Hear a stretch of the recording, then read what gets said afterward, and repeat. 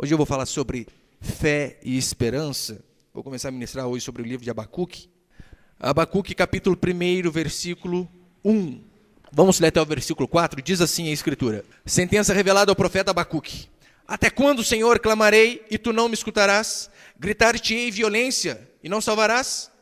Porque me mostras a iniquidade, me fazes ver a opressão? Pois a destruição e a violência estão diante de mim, a contenda e o litígio se suscita. Por esta causa a lei se afrouxa e a justiça nunca se manifesta. Porque o perverso cerca o justo e a justiça é torcida.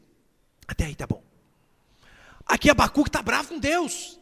Consegue imaginar alguém bravo com Deus? Até quando, Senhor? Olha o tanto de violência, olha o tanto de coisa acontecendo e parece que o Senhor não ouve. Parece que os olhos do Senhor estão fechados. O Senhor não está vendo o que está acontecendo em nosso meio? Essa era a indignação do profeta. Mas a indignação dele também não era apenas por conta de violência e Deus aparentemente não ver. A indignação dele era porque ele mesmo sabendo que Deus é bom. Deus via o povo todo errado, fazendo coisas absurdas, o inimigo vindo sobre o seu povo. E Deus aparentemente em silêncio, sem falar nada. Ele então ora, ele clama, ele busca. E então depois de tanto orar, e Deus está em silêncio, Deus fala. Só que Deus fala totalmente diferente daquilo que ele queria ouvir. Então a resposta de Deus é pior do que o silêncio de Deus. Talvez você também já se viu numa situação dessa. Você clama, você busca, você ora, e parece que o céu é de bronze. Parece que Deus não está nem aí para a gente. Daí depois você continua orando, e às vezes a resposta de Deus é pior que o silêncio. E vem, parece com um cajadada no meio da nossa cabeça. Era literalmente o que acontecia aqui com o profeta Abacuque. Esse livro, ele vai falar sobre a desgraça de Israel. Ele vai falar sobre o juízo de Deus contra a maldade humana, contra o seu próprio povo. Porque o povo, mais uma vez, estava em pecado, assim como no livro de Jonas, e assim como em toda a Escritura. O povo desobedecendo a Deus. E Deus então levanta ímpios para subjugar, para punir o seu próprio povo. E nós vamos ver nesse livro a desgraça de Israel, o juízo de Deus contra eles. Vamos ver a maldade humana, o sofrimento do povo de Deus. Mas acima de tudo vamos ver fé e esperança. De mesmo, em meio a tragédias, em meio a angústias, em meio a momentos difíceis, o cristão, filhos de Deus, sempre tem ânimo para ter fé e ter esperança, mesmo em meio ao caos mais profundo. Eu e você ainda podemos ter uma perspectiva positiva da vida. Mesmo em meio a desgraças, mesmo em meio à morte, à enfermidade, nós ainda podemos, como filhos de Deus, ter uma perspectiva correta e positiva da vida e do amanhã. Isso aqui não é apenas um livro de Abacuque que acontece. O profeta aparentemente bravo com Deus. Leia o livro de Salmos, você vai ver salmistas também, em momentos de dificuldades, batalhas, inimigos para tudo que é lado. E eles, Senhor, eu estou gritando, estou passando dificuldade, parece que o Senhor não me ouve. Mas você vê que mesmo pessoas aparentemente bravas com Deus, você vê que a fé e a esperança está no coração daqueles que de fato creem no Salvador, creem em Jesus Cristo. E aqui no livro de Abacuque não é diferente. Não importa, meu irmão, como estejam as coisas para você nesse momento. Não importa como esteja a sua circunstância. É possível sim, eu e você ainda termos esperança de que as coisas vão melhorar. No livro de Abacuque, Deus diz assim para ele: o justo viverá pela fé. É a mesma coisa que Paulo diz em Romanos 1. O estupim da reforma protestante foi por conta dessa passagem.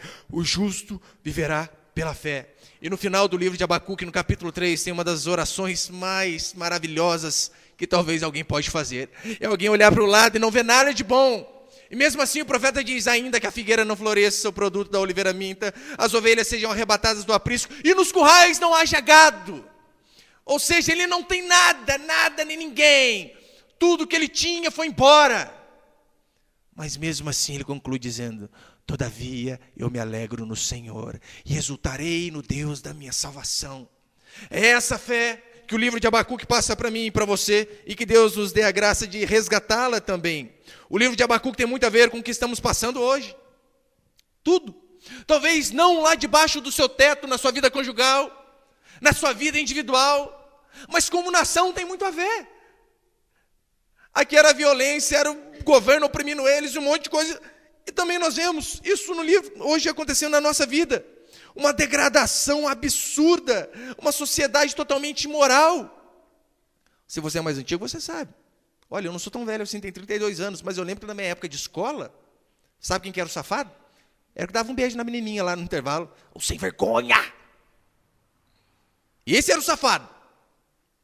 Há 10, 15 anos atrás. Pergunta para os seus avós como que era o relacionamento antes. Você percebeu o jeito que está hoje? Hoje em dia, eu desafio você, são raríssimas exceções.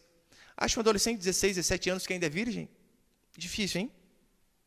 Normalmente está mais rodado que carro seminovo, a maioria dos jovens de hoje. Porque a degradação moral tem tomado conta da sociedade. Degradação moral, um sentimento de impunidade, é como aqui Abacuque diz, a lei se afrouxa, a justiça parece que nunca se manifesta. Você já se sentiu dessa maneira no país que nós vivemos? Que parece que a lei não serve para nada, a justiça não serve para nada a não ser punir pobre. Pobre essa pune. Vai roubar um vale transporte para você ver, cadeia. Mas roubar milhões e quebrar um país não tem problema. Não tem problema nenhum. No estado de São Paulo, do ano de 2002 até o ano de 2009, 95% dos crimes ficaram impunes. De cada 10 crimes, apenas meio era resolvido. No nosso estado, no ano de 2002 até o ano de 2009. Sem levar em consideração que 70% dos crimes não são denunciados à polícia. Talvez você já viu, né? Artista, enche a cara, bebe, atropela, mata pessoas. Um mês depois está fazendo show de novo. Daí bate aquele sentimento de impunidade. Por quê? Cadê a lei? A lei aqui não serve para nada. Impunidade na política. Que é uma coisa que mais deixa a gente nervoso do que impunidade. Em pessoas que quebram o país. Em pessoas que arrebentam com a nossa vida. No ano de 2013, apenas 0,1% dos presos no Brasil eram presos por corrupção. Não é 1%, não. 0,1%. De cada 100, 1 era preso por conta de corrupção. O ex-governador do Distrito Federal, Agnello Queiroz, gastou nada mais, nada menos que 1,5 milhão para reformar sua casa. A casa do governador, né? Mas que ele usava. 1,5 milhão. Tinha tudo na casa que você imagina. Diversas salas de reuniões, cadeiras caríssimas. Persiana elétrica. Já, persiana normalmente, que não, você vai puxando assim, né? Ela vai fechando, abrindo. Não, dele era no botãozinho, você apertava. Chique o negócio. 1,5 milhão. O governador de Roraima, Sueli Campos, nomeou 19 parentes para trabalhar, ao custo de R$398 mil. 19 parentes. Marido, filho, sobrinho, papagaio, periquito, cachorrinho, todo mundo, família dela, foi trabalhar. Às custas de quem? Do nosso dinheiro. Eu sei que hoje em dia nós vemos a Operação Lava Jato fazendo a parte dela, ou pelo menos se esforçando para fazer. Mas você percebeu? O nosso Superior Tribunal Federal parece que só joga areia. O tribunal que seria para ser o mais temido. Todo mundo quer ser julgado por ele, porque sabe que a lei é frouxa. Por que você acha que o Lula quis virar ministro? Porque a partir do momento que ele tivesse foro privilegiado, ele não ia ser julgado por juiz de primeira instância, como Sérgio Moro, mas ia lá para o STF. Aqueles homens frouxos, como diz aqui a Escritura, onde a lei se afrouxa. Lembra daquela ex-primeira-dama do Rio de Janeiro, Adriana Anselmo, mulher do governador Sérgio Cabral, do ex-governador, graças a Deus, melhor dizendo, ajudou a quebrar um Estado. Não, ela não roubou uma pessoa, ela ajudou a fundar um Estado. Até hoje, nós estamos em agosto, tem funcionários públicos do Rio de Janeiro que não receberam o 13º do ano passado. E essa mulher ostentando joias caríssimas, junto com seu marido, quebrou um Estado. Foi para a cadeia. Dias depois, ele entrou com um requerimento, tem filho pequeno, não posso ficar presa. Prisão domiciliar, foi para casa. Esse é o país que nós vivemos. Você consegue entender por que Abacuque está indignado? Cadê a lei? A lei se afrouxa, olha que absurdo. Sem falar naquele deputado Rodrigo Rocha Loures, preso com a maletinha de nada mais, nada menos de uma bagatela de R$500 mil. Meu irmão, você sabe quanto que é isso? Não sabe, né? Eu também não sei, é muito dinheiro. E uma operação controlada pela polícia, cédulas contadas, câmera para tudo que é lado, dá para ver a criatura lá, o filho das trevas, pegando a maleta, colocando dentro do táxi e indo embora. 500 mil, R$500 mil. Foi preso. Agora sabe onde que ele está preso? Na casa dele. Ficar preso em casa, acho que não tem nem graça, né?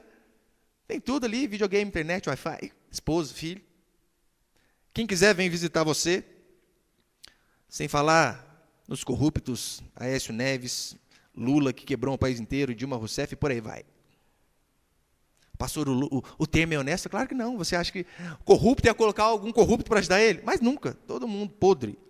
Era o que estava acontecendo aqui com Abacuque. E por que isso acontece? Iniquidade, pecado do povo. E por conta do pecado do povo, Deus suscita outro povo pior, para subjugar o seu povo, para arrebentar com o seu povo. Então não podemos ficar tanto reclamando aí, mas por que esse tipo de coisa acontece? Olha para a sua vida, meu irmão. Olha para a sua conduta diária. Olha para o seu posicionamento diante de Deus, como tem sido a sua santidade. Daí o povo de Deus vai para o buraco, o povo de Deus faz tudo errado. Daí Deus levanta pessoas piores ainda, como foi aqui no caso de Abacuque. Levantou os babilônios e a Síria, um povo muito pior, para subjugar o seu povo que está fazendo coisa errada. Apenas por conta disso. Iniquidade é o que nós mais vemos no povo. E por conta da iniquidade, somos punidos. Você percebeu que no nosso país, a iniquidade muitas vezes é aplaudida? Assiste futebol para você ver. Tem alguns jogadores que, meu Deus, podia ser artista, ganhar lá o Oscar, em vez de ser jogador. Mas faz um teatro que é um absurdo. O cara nem encosta nele, o cara batendo no ombro, ele, e cai no chão, e rola, e vira, e parece que está morrendo. Daí o adversário toma cartão amarelo, ele levanta, dá aquela piscadinha para os amigos dele. Enganei o juiz. Esses são os espertos. Ora, como uma nação vai avançar com esse tipo de pessoa? Essa é a chamada esperteza do mundo. Hoje em dia, ser virgem é vergonhoso. Hoje em dia, vivemos em uma nação onde somos oprimidos o tempo todo. Era aqui no caso de Abacuque. O maior oprimindo o menor. Quem era para ajudar, na verdade, punindo. O forte se aproveitando do fraco. Você não tem noção como que nós somos explorados.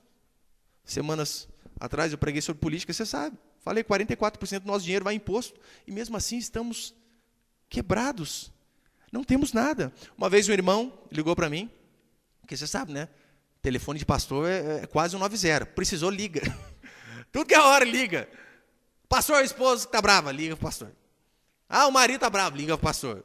Não sei quem está doente, liga para o pastor. Meu irmão caiu de moto. Ligou para quem? Para o SAMU? Não, para mim. Ligou para mim, pastor, caí de moto, precisava da ajuda do senhor. Falei, não, eu vou aí fazer uma oração para você, está na sua casa já. Falei, não, pastor, estou caído na rua, esticado aqui. Falei, meu Deus do céu, liga para a ambulância. Vai ligar para mim. Eu fui lá ajudar, estava tadinho, arrebentado. Ficou 6 meses de cama, arrebentou com o joelho, quebrou o joelho. Sabe por quê? Buraco na rua. Era só pegar um pouquinho do dinheiro dele mesmo, que o Estado pega e colocar, tapar aquele buraco, não teria acontecido isso daí. Veio a história de uma moça que tem o mesmo plano de saúde que eu tenho, Sistema Único de Sofrimento. E ligaram para ela e disseram o seguinte, olha, saiu o ultrassom para você, pode vir fazer. Ela, eu tenho uma boa notícia para vocês, já saiu a criança da minha barriga também. Está 2 meses já no meu colo. Você sabe, é mais ou menos por aí. Eu fui ao pronto atendimento a semana passada, falei para os irmãos, eu ri para não chorar. Eu estava com muita dor na costela, e para eu ir ao médico, meu irmão, tem que estar doendo o negócio. Eu lembro que eu cheguei, conversando com o médico, doutor, está doendo muito. Eu puxo o ar assim, eu não consigo respirar direito. O que ele fez, pastor? Raio-X, essas coisas? Não. Nem olhou para minha cara. Sabe o que ele me disse ainda? Você precisa procurar um médico. Oh, Deus do céu, o que eu estou fazendo aqui? Eu vim aqui justamente para isso. Você ri, eu quase chorei na hora. Deus do céu, o que a gente faz? Angústia, contenda, opressão o tempo todo. Nós vemos aqui briga para tudo que é lado. O povo se matando entre si. E a mesma coisa que nós vemos. Hoje em dia não é muito difícil. Pai mata filho. Mãe mata filha. Primeiro, aborto. Muitas abortam. E alguns têm a audácia de fazer isso com a criança até grandinha. Se você lembra do caso da Ardone, você sabe como que é. Fizeram todo ali um plano para matar a menininha Isabela, se não me engano, né? Olha, é o que nós vemos. Pastor, pai matando filho, filho matando pai também. Lembra? Suzane Richthofen? Arquitetou a morte dos seus pais. Vivemos numa sociedade onde não há contendas apenas entre traficantes, gangues rivais, não. Há muita briga dentro de casa também. Marido com esposa, parece que aquela promessa de que até que a morte o separe não existe mais. Ao ponto de 25% dos casamentos terminarem em divórcio. E dentro da igreja, sabe qual é a proporção? 25% também. De cada 4 casamentos, meu irmão, um acaba. Ora, qual a diferença nossa para o mundo? Nenhuma.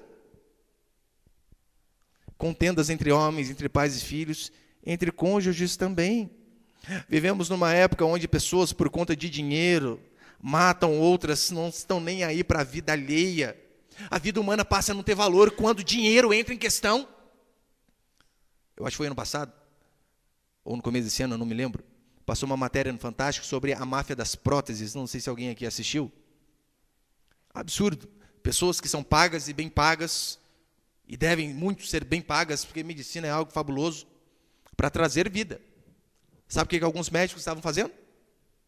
Estavam operando pessoas sem a necessidade para ganhar porcentagem em cima do equipamento que a loja vendia. Daí está lá o fulano com o joelho arrebentado, mas não precisa colocar um pino. Só que ele diz, não, vamos abrir isso aqui, vamos colocar um pino de titânio, disso, daquilo. Porque ele sabia, colocando aquele material, ia ganhar uma porcentagem da loja. Estava em conchavo ali, fechou o negócio com ele. E a vida humana não tem valor algum. Essa é a sociedade que nós vivemos. Esse era o problema que também Abacuque estava passando. Em face disso, sabe o que Abacuque faz? Ele não apenas ora, mas ele grita, ele clama, ele busca, Deus me ajuda. Deus, apenas o Senhor pode ter misericórdia dessa nação arrebentada, podre, pervertida. Ele busca a Deus. Você já se sentiu assim também, desesperado por conta da maldade humana? É só ligar no Datena, parece que o sangue escorre ali na televisão. Esse é o país que nós vivemos. Com base nisso, eu quero passar alguns princípios aqui, então, do que nós devemos fazer diante de uma situação difícil dessa. Primeiro, tenha fé para falar com Deus. Você pode falar isso para a pessoa do seu lado? Tenha fé para falar com Deus. É exatamente o que Abacuque faz. O bicho está pegando onde ele mora, na nação onde ele vive. E sabe o que ele faz? Ele não vai reclamar para o governador, para o prefeito. Ele não vai atrás de parente que tem dinheiro, mas ele vai buscar Deus, vai buscar os recursos em Deus. Porque ele sabe, os homens, por mais que às vezes possam ter um coração correto, eles não conseguem mudar uma sociedade, um coração, não tem como. Não tem como os homens que confiam nos outros homens. Eu não estou dizendo que você não deve confiar na pessoa do seu lado, é óbvio que deve. Mas aqueles que fazem do homem o seu braço forte, não adianta. Não adianta você confiar, se o tal presidente for eleito, o Brasil vai melhorar. Se a sua esperança for nele, meu irmão, desiste. A nossa esperança tem que estar em Deus. Esses sistemas nunca funcionaram. Quando colocaram a esperança no homem, nunca deu certo. O comunismo pregou isso, né? Comunismo, tudo em comum. Todo mundo vai ter igual e ninguém vai ter dificuldade. Mas 100 milhões de pessoas foram mortas por esse estilo de governo e pronto, acabou. Século XVIII, o século do iluminismo, onde as pessoas estavam iluminadas dizendo, não precisamos de Deus, de religião. O nosso Deus é a razão, é a inteligência.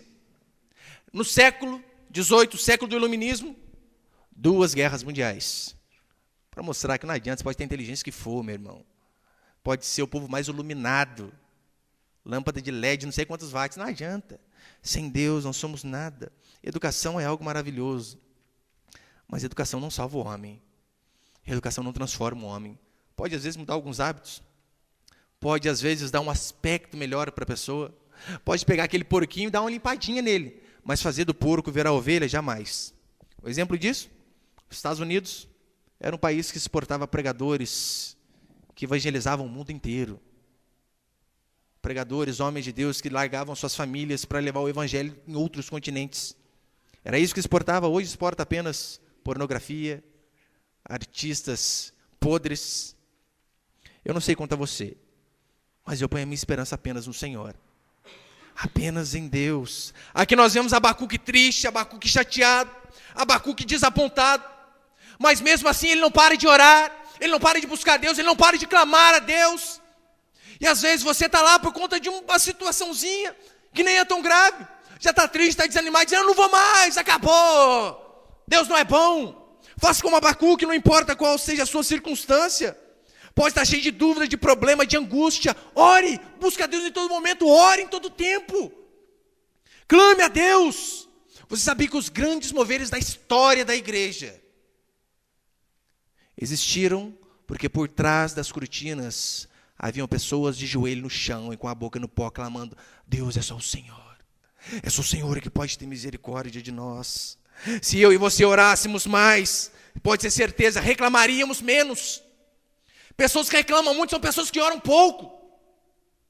Se orássemos mais, iríamos chorar menos, duvidaríamos menos.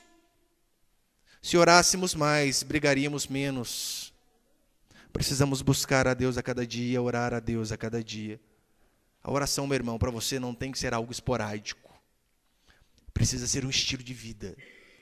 Estilo de vida que eu falo é de orar todo dia, sem exceção, todo dia. Não apenas quando você vem ao culto.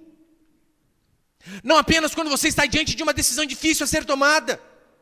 Não apenas quando você está enfrentando um problema que aparentemente é maior do que você. Mas a oração deve ser algo constante. E não venha com essa desculpinha dizendo, pastor, mas eu não tenho tempo. Nós sempre temos tempo para aquilo que é importante para nós. Como dizia Martinho Lutero, quanto mais coisas eu tenho para fazer, mais eu oro, porque eu sei que eu mais preciso de Deus. É igual comida. Oração é igual comida. Comida, às vezes, comemos com prazer. Tem vezes que é maravilhoso. Aquela picanha, aquela gordurinha quase derretendo. Oh, Deus, hein? Lasanha. É bênção.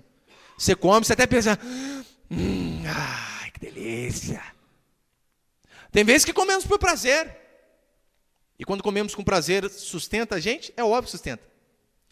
Tem vezes que não temos tanto prazer para comer. Arroz, feijão com frango prematuro, ovo. Às vezes não é tão prazeroso. Mas você pode ter certeza que nos dá força e nos sustenta para enfrentar um dia de trabalho. O livro de Abacuque começa com oração, continua com oração no capítulo 2 e termina com oração no capítulo 3. Ele ora, Deus não fala. Ele ora de novo e Deus responde aquilo que ele não queria ouvir. E o que ele faz? Ele ora de novo. Oração não é coisa só para pastor não, meu irmão. Até mais porque no Novo Testamento a Bíblia diz que todos nós somos sacerdotes, sem exceção. Então todos nós temos a obrigação de orar todo dia mais.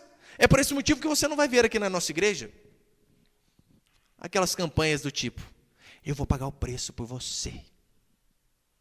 Põe o seu nome na folha branca, no livro, não sei das coisas. E eu, o pastor, vou subir ao monte, consagrar o seu nome lá.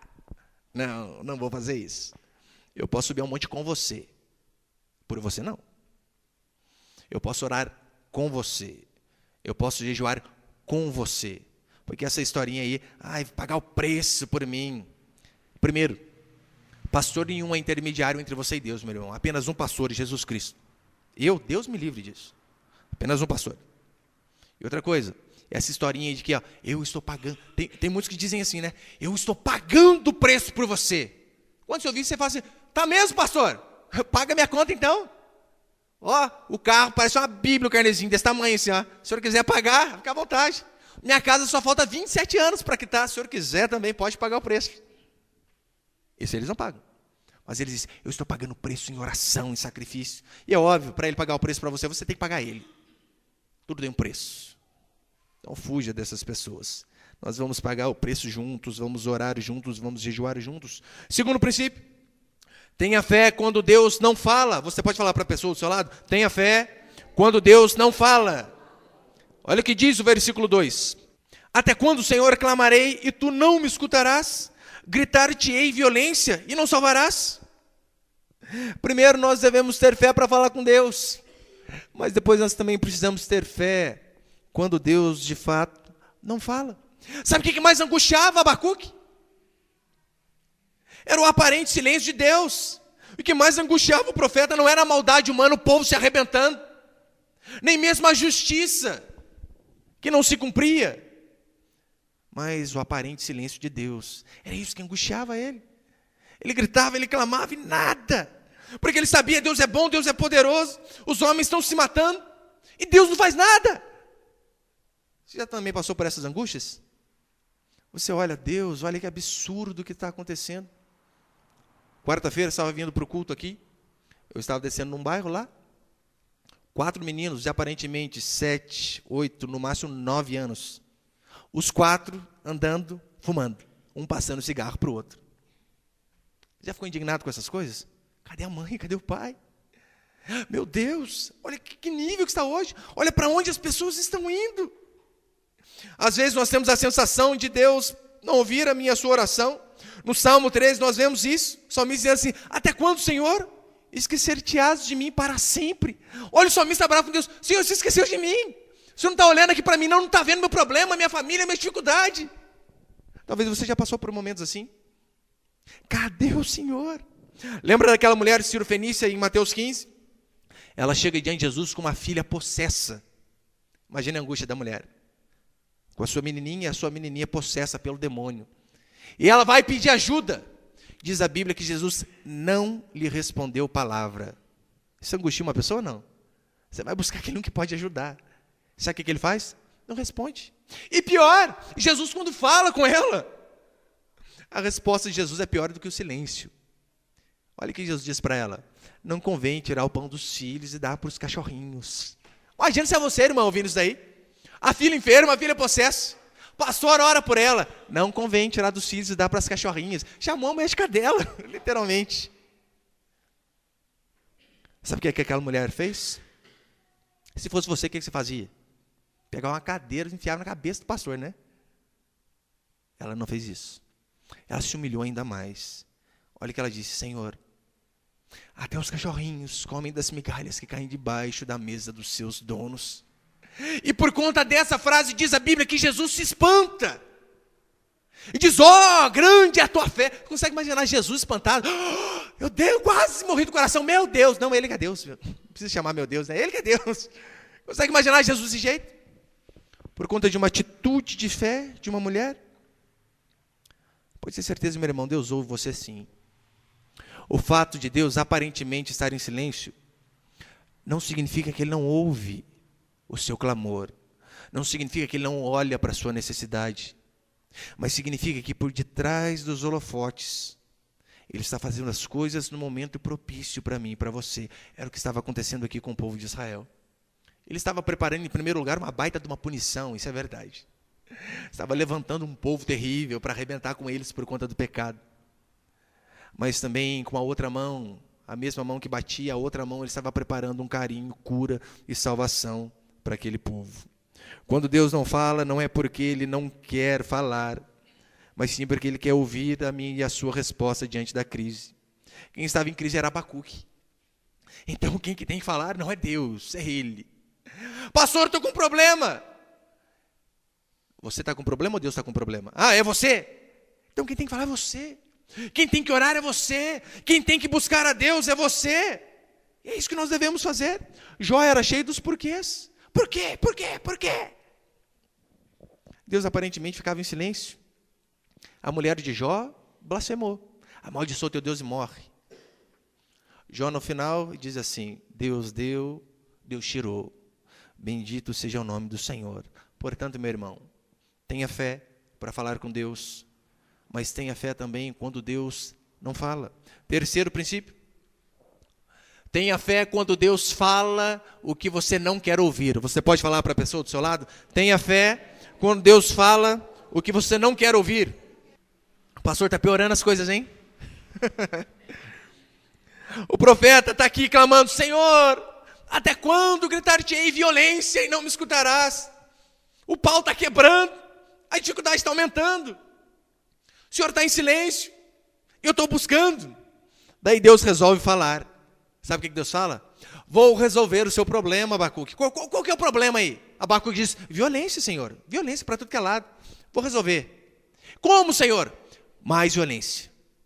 Você pensa que está difícil? Você vai ver agora, rapaz. Agora que o negócio vai piorar para o lado de vocês. Vou levantar um povo chamado caldeus e vai arrebentar com vocês. Você imagina a situação do profeta? Talvez ele ficou naquela crise, né? Por que eu fui orar? Era mais fácil ter ficado quieto. O silêncio de Deus estava ruim, mas ainda era melhor do que essa resposta. Olha o que diz o versículo 5 até o 7. A resposta de Deus para Abacuque, por conta da violência. Vede entre as nações, olhai-vos e Vede entre as nações, olhai, maravilhai-vos e desvanecei, porque realizo em vossos dias obra tal que vós não crereis quando vos for contada. Verso 6. Pois eis que suscito, eis que levanto os caldeus. Daí Deus começa a dizer como era esse povo. Eis que suscito os caldeus, nação amarga e impetuosa, que marcham pela largura da terra para apoderar-se de moradas que não são suas. Ou seja, estou levantando um povo amargo e impetuoso, que pega tudo que não é dele. Verso 7. Eles são pavorosos e terríveis, criam eles mesmos o seu direito e a sua dignidade. Eles não têm padrão moral nenhum. Eles criam seus próprios direitos. Esse povo que eu estou levantando. Verso 9. Eles todos vêm para fazer violência. Essa foi a resposta de Deus. Abacuque, está ruim? Já ouviu aquela frase do profeta Tiririca, pior que tá, não fica? É, mentira. Aqui no caso de Deus, piorou e piorou muito. Essa foi a resposta de Deus. Deus não fala, e quando Ele fala, a sua fala é pior do que o silêncio. Talvez você esteja numa circunstância dessa, ou já passou por algo assim. De você clamar a Deus, e os céus parecem de bronze, Deus não fala. Daí você está clamando por um livramento, por uma direção. Aí Deus vem e fala, mas Ele fala aquilo que você não queria ouvir. Você está pensando, Senhor, vou para o norte ou vou para o sul? Deus está falando, você não vai para lugar nenhum, rapaz, vai ficar parado. Senhor, esse caminho aqui está melhor, olha, as campinas estão mais verdes. Posso ir para lá? Não, vai para cá. Aonde a sequidão é o que domina. E é aquela pessoa, aquele jovem, aquela adolescente que não vê a hora de casar, com medo danado de ficar para a titia. Senhor, tem dois interessados, Brad Pitt e o Tom Cruise. Com qual, Senhor, é a tua vontade? Não, minha vontade é que você seja titia, vai ter mais tempo para a obra. Ninguém gosta de ouvir isso aí, né? Ninguém gosta, mas fazer o quê? Às vezes Deus fala aquilo que a gente não quer ouvir.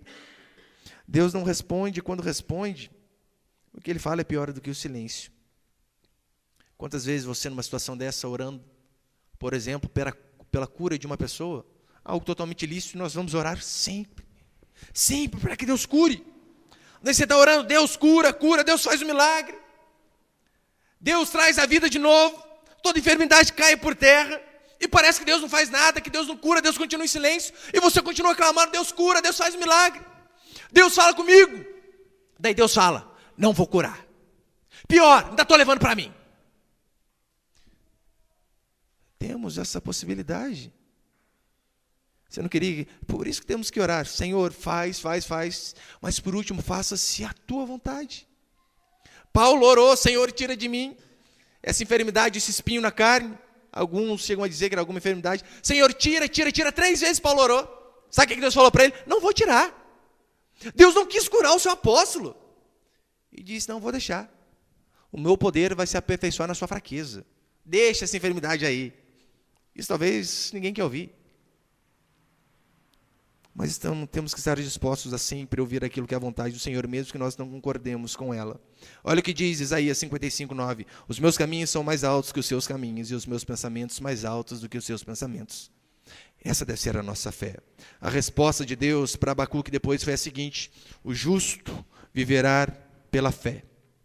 Quando você, meu irmão, não entender a sua circunstância, sabe o que você precisa fazer? Crer. Ainda que você olhe e parece que o perigo, o exército inimigo esteja acampado ao seu redor. Ainda que você não entenda o porquê da circunstância que você esteja passando. Mas como diz a Escritura, o justo vai viver pela fé. Quando você não entender o agir de Deus, creia da mesma forma que Ele está no controle. Nem sempre vamos entender, isso é verdade.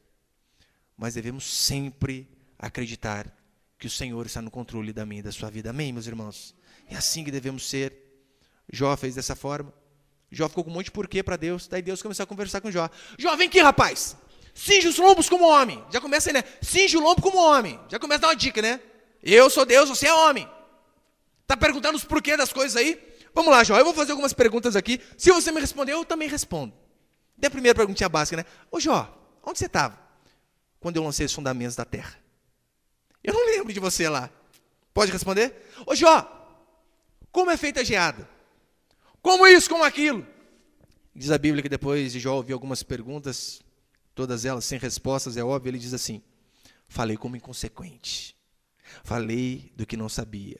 Portanto, na escuridão, a lâmpada minha e sua não é entender tudo, mas crer em todo o tempo. Quarto princípio, já estou encerrando. Seja santo em meio a pecadores. Olha o que diz o verso 3. Porque me mostras a iniquidade e me fazes ver a opressão, pois a destruição e a violência estão diante de mim, há contendas, e o litígio se suscita.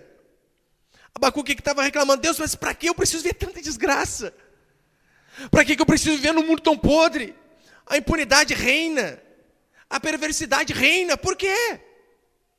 E aqui lembrando, Abacuque de fato era um servo fiel a Deus, amava a Deus e buscava fazer o que era correto, e ele estava vivendo no meio de uma desgraça tremenda.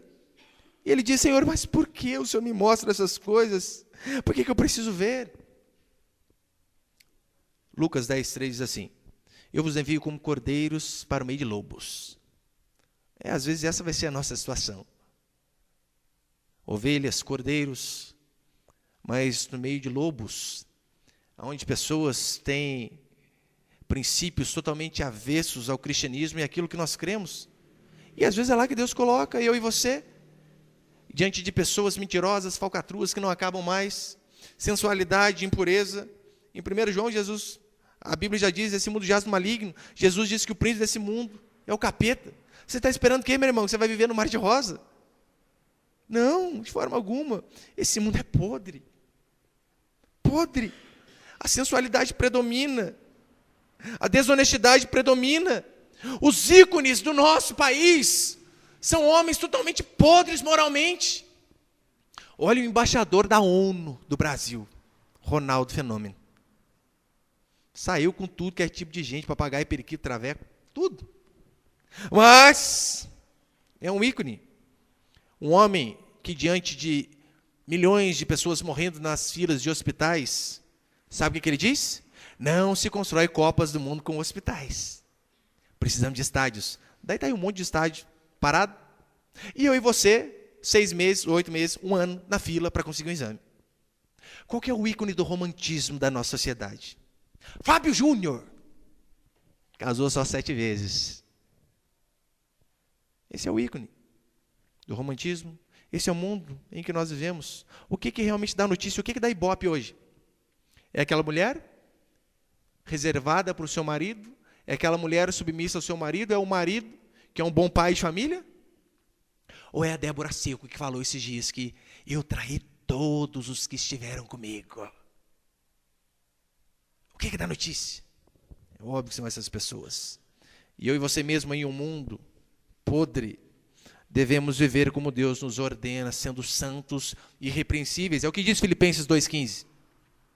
Para que vos torneis irrepreensíveis e sinceros, filhos de Deus inculpáveis, no meio de uma geração pervertida e corrupta, na qual resplandeceis como luzeiros no mundo.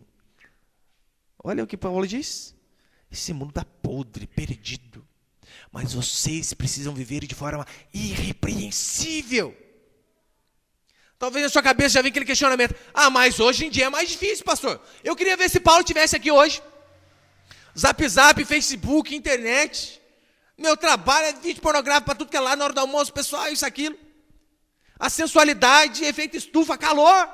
As mulheres tudo sem roupa. Queria ver se Paulo estivesse aqui. Você acha que o tempo que a gente vive é ruim? Que a sensualidade é grande? Você não tem noção da época que Paulo vivia. Paulo vivia no Império Romano, influenciado pelo Império Grego. Se você já foi a alguns consultórios médicos, de dentistas, alguns gostam de colocar aquelas estátuas daqueles gregos olímpicos lá, né? Jogando negócio, pensador. Você percebeu que todos estão sem roupa? Sabe por quê? Era a cultura da época. Tudo sem roupa. O normal na cultura grega, sabe o que era? Era o homossexualismo. O relacionamento hétero entre homem e mulher era apenas para procriação, para manutenção da prole, apenas para isso. Mas o que era bom, que dava prazer mesmo, era macho com macho, fêmea com fêmea. O resto era gambiarra. Era nesse tempo que Paulo vivia, onde o sexo era cultuado. Exatamente. O sexo na época de Paulo era cultuado. Existiam algumas mulheres chamadas de ninfas, que eram prostitutas cultuais. Literalmente. O homem tinha um filho. Então não podia ser sacerdote. Mas ele tinha uma filha. Ai, que alegria que dava. Ele ensinava a menina a vida inteira. Quando você crescer, você vai ser sacerdotisa. É mesmo, pai? De que jeito? Vai fazer sexo com o pessoal no culto, vai adorar Afrodite. E todos os visitantes que vier, você vai lá pegar eles. Era essa a situação onde Paulo vivia. Era esse o absurdo de cultura que Paulo vivia. E mesmo assim ele diz, sejam santos como santo é o vosso Deus. Mesmo assim a Escritura nos ordena a vivermos de forma irrepreensíveis, não interessa se as pessoas no seu serviço são desonestas. Você não precisa ser desonesto. Pastor, mas é difícil. Como que eu vou ganhar dinheiro? Eu tenho que dar uma maquiada. Fique sem, meu irmão. Fique mais pobre. Mas não faça porque está todo mundo fazendo. Não é porque todo mundo engana o patrão, passa a mão no patrão, que você vai fazer. Não é porque todo mundo fica que você vai ficar. Não é porque todo mundo trai que você vai trair. Não é porque todo mundo bebe, todo mundo usa droga que você vai usar. Devemos ser diferentes. Mesmo que as pessoas sejam maldosas, nós devemos ser como a Escritura diz. Pessoas boas. Ou como diz Cantares, qual lírio entre os espinhos, assim é a minha donzela. Olha, esse mundo é cheio de espinheiro, de cardos e abrolhos, sim. Nós devemos ser como lírios, devemos ser como uma flor perfumada, onde a nossa fragrância venha exalar e venha contaminar as pessoas. Em Atos capítulo 4, o povo está passando por uma perseguição terrível. Você sabia que eles não oram para que Deus enfraqueça os ímpios? Mas eles dizem, Senhor, dai-nos força. E assim também que nós devemos fazer. Apocalipse 2,13, sobre a carta para as igrejas, aqui sobre a igreja de Pérgamo, olha que interessante. Conheço o lugar em que habitas, onde está o trono de Satanás. Pastor, é lá no meu bairro. Parece estar escrevendo isso aí hoje, hein? Conheço o lugar em que habitas, onde é o trono de Satanás. Mesmo assim, olha o que diz. E que conservas o meu nome e não negaste a minha fé. Não interessa, meu irmão, você pode ver lá no trono do capeta. Lá onde o capeta reina. Não negue a sua fé, a sua santidade, a sua honestidade. Adão conseguiu cair no paraíso. Mas nós, pela força do sangue de Jesus, vamos conseguir permanecer firmes, mesmo em meio ao mundo podre e pervertido. E para encerrar, quinto e último princípio, Deus governa de forma absoluta. Olha o que diz o versículo 12, acompanha comigo, por favor. Não és tu desde a eternidade, ó Senhor meu Deus, ó meu santo. Não morreremos. O Senhor, para executar juízo, puseste aquele povo. Tu, ó rocha, o fundaste para servir de disciplina. Abacuque aqui tinha começado a entender. Esse povo que Deus levantou foi para servir de disciplina, para executar juízo. Deus é um Deus de eternidade. Assim como Deus eterno não morre, nós também não morreremos. Ainda que a punição venha sobre nós. Porque pai que é pai, pune quando o filho faz errado. Sim. Não, hoje em dia, o pai é amor, não pode nem bater palmada no filho, né? Deus punia, meu irmão. Punia. A Bíblia diz que aquele que retém a vara aborrece, odeia seu filho. Então o pai ama o filho, mas na hora que precisa ser duro, ele é. Abacuque tinha entendido isso daí. Ele sabia, Senhor, ainda que venhamos a sofrer uma punição, nós temos a certeza, não morreremos, porque o Senhor é eterno. O Senhor governa este mundo desde a eternidade. Os caldeus, esse império aí que vai vir sobre nós, que vai arrebentar conosco, é momentâneo, mas eles vão acabar sumindo também. Nós vamos permanecer. A igreja do Senhor vai permanecer. E é por isso que nós estamos aqui hoje também. Porque a igreja de Deus, ela nunca vai acabar. Pode acabar algumas denominações. Pode pessoas morrerem aos milhões por conta da perseguição. Mas dizer que o povo de Deus vai acabar, nunca. Porque Deus é eterno. Quantas vezes o povo de Israel parecia que ia acabar. Daí Deus deixava 70 exilados lá na Babilônia. Passava um pouquinho, aqueles 70 virava um monte. Deus deixava uma família lá na arca com 8 para salvar o resto. Não morreremos.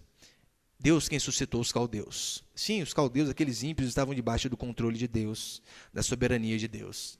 Da mesma forma, os caldeus, os assírios, os comunistas, os nazistas, o PT, o PSDB, o seu patrão lá endemoniado, carne de pescoço, todos eles, diz a Escritura, estão debaixo do controle de Deus.